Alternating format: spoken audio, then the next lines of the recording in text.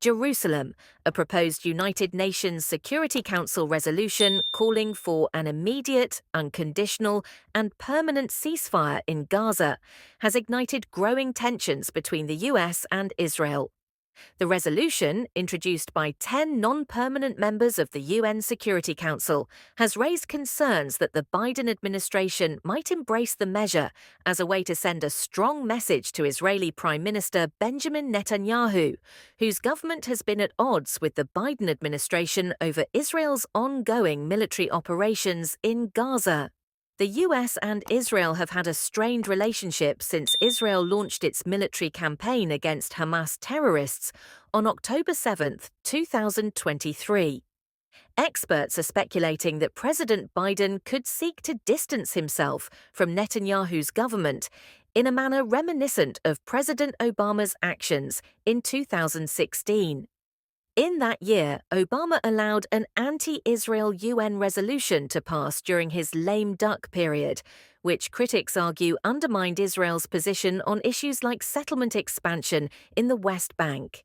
Anne Bayevsky, president of Human Rights Voices, warned that the proposed UN resolution could be part of a larger strategy to tie the hands of a future US administration, potentially giving Russia and China more influence at the UN.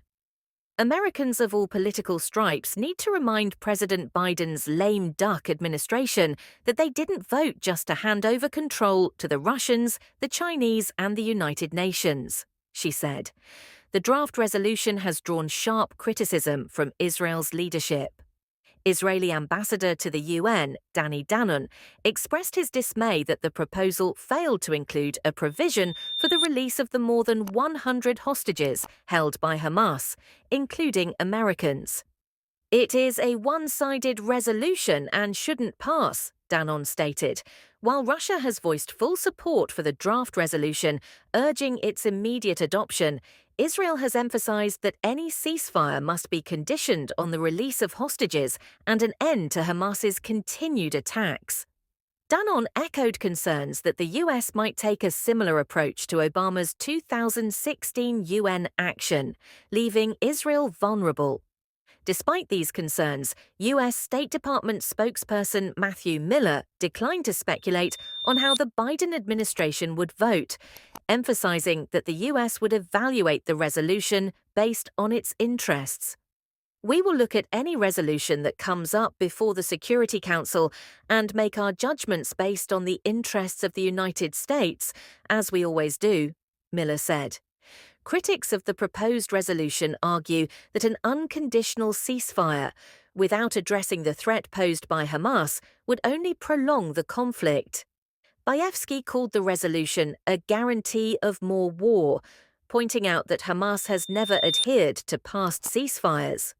The UN's idea of a ceasefire is actually directed at a party of one, Israel, she concluded, warning that such actions could exacerbate anti-Semitic sentiment both in the US and abroad. As discussions continue at the UN, the fate of the resolution remains uncertain, with both Israel and the US closely monitoring the developments. The US administration's stance could have significant implications for future relations between the two countries and for the ongoing conflict in Gaza.